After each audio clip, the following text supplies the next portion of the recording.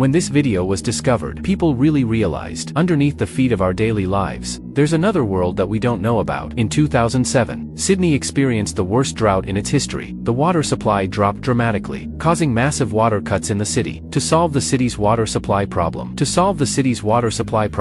the government prepared to use two abandoned tunnels buried underneath Sydney during World War II, and turn them into an underground water recycling system to solve the city's water shortage. But halfway through the project, the government suddenly and quietly halted the project and closed all the entrances to the tunnels. Since then, they've said nothing about the renovation plan. Shortly after the stoppage, a video was suddenly released on the internet that made the whole incident even more confusing. In the video, a group of young people, in order to express their dissatisfaction with the government, they sneaked into the tunnel to paint graffiti in protest. Halfway through the graffiti, suddenly there were strange noises coming from the tunnel. A man went to check it out. He disappeared into the darkness. No matter how much his companions screamed, he didn't respond in the darkness. Shortly after the video was released, Natasha, a reporter who had been following the story, after watching the video, with his keen sense of professionalism, he believed that there was a connection to the sudden stoppage of work by the government. Both incidents happened in the tunnel. There must be a big story behind it. But the rest of the team didn't think so. They all think this video was faked for attention,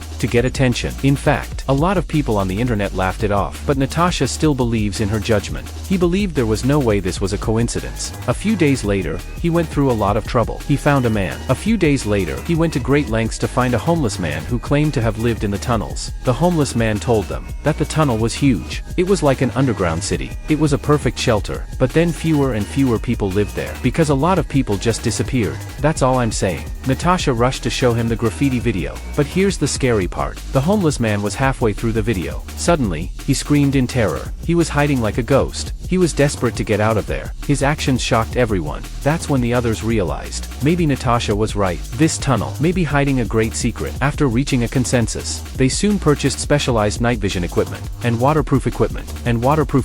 They were ready to explore the mysterious tunnel. They tried to enter through the closed entrance, but they were stopped by government officials. After many attempts, they finally found a maintenance entrance made of plastic material, and then in the dark of night, they pried open a crack to sneak into the tunnel. It was a long walk. It was complicated. The more we walked, the darker it got. With a map, they finally found it. A huge tunnel that had been abandoned for a long time. It's much bigger than they thought. It's much deeper than they thought. And there are many air raid shelters stretching out in all directions. Inside, you can still see some of the later modifications to the living equipment. As they went deeper and deeper, they did see traces of homeless people living here. But why did these people suddenly disappear? Why did the government project suddenly stop? In order to uncover the truth behind, Natasha decided to go into the heart of the tunnel to find the truth. But not long after she went down, what they saw before their eyes completely overturned their perceptions.